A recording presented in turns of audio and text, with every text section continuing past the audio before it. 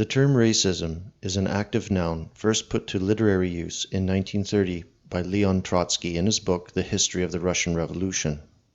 Born Lev Davidovich Bronstein, he grew up as a Jew in Little Russia, or the Ukraine, in the late 19th century.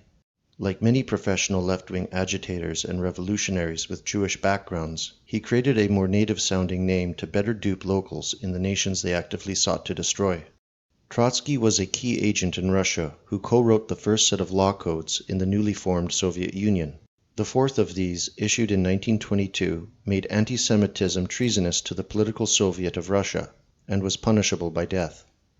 In fact, this law had become necessary, as many Russians, Balts, and Ukrainians in particular began noticing that the vast majority of commissars entering their villages, bringing gangs of thugs and meting out harsh collective punishments, were of Jewish origin, and some 150 were beaten to death as a result in 1921 alone. However that may be, the history of the terms racist and racism, created by the communist and proto-globalist Leon Trotsky, who personally asked the New York Times to label him an internationalist, these terms have thus been stamped with anti-European, anti-Western male vitriol to such an extent that they can be considered as merely social constructs, which have meaning only to those seeking the eradication of Western culture, as the sole target of these terms is consistently applied to ethnic Europeans. At present, white advocates have been debating what to do about accusations of racism. Some think we should use the agree and amplify technique. This involves taking away the person's ability to use the term to shame us. It involves saying, yes, I'm racist, and facetiously amplifying one's alleged racism by trolling people with Nazi memes a la Daily Stormer. Others, such as Hugh MacDonald, have suggested we should shame those who accuse us of racism much as feminists shame men for things like slut-shaming. In other words, MacDonald argues we should not debate whether we are guilty of it, but shame those who use it against us in an effort to stifle legitimate racial solidarity. In this light, I would like to make some analogies to show that racism is an illegitimate concept for debate. Racism is problematic in debates because the catalog of actions sufficient for declaring a white person to be racist is considerably larger than it is for blacks. This does not mean that blacks are never accused of racism. For example, in the 1990s, the media attacked the black NFL player Reggie White when he opened that God had given different gifts to different races, believing God had enabled Asians to be more clever with gadgetry, saying the Japanese can turn a television into a watch.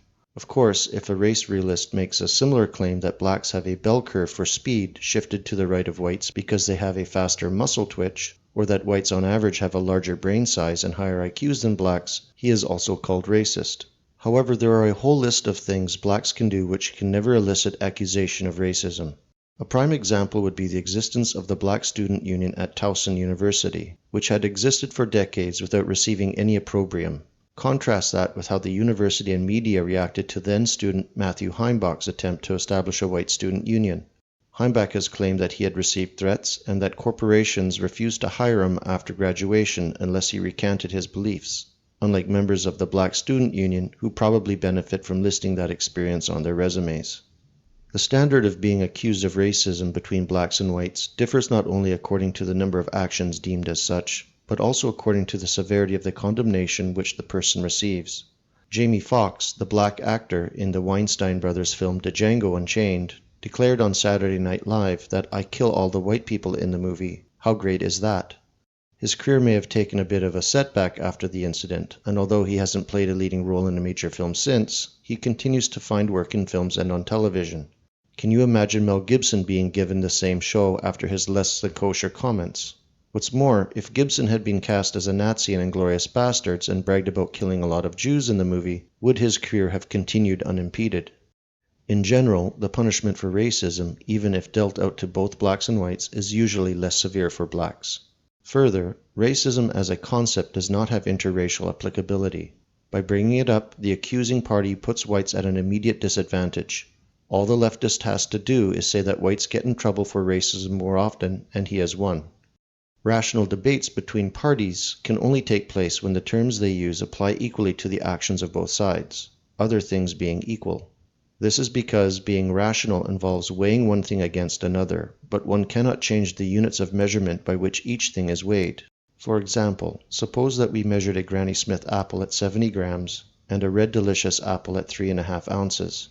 Suppose someone were to say that the Granny Smith apple outweighs the Red Delicious apple by 66.5 units. We would have the right to object and say that we cannot use different units to compare the weight of the two apples. And if we use the same units, this 70-gram Granny Smith apple weighs 2.46 ounces, and thus it weighs less than the Red Delicious apple of 3.5.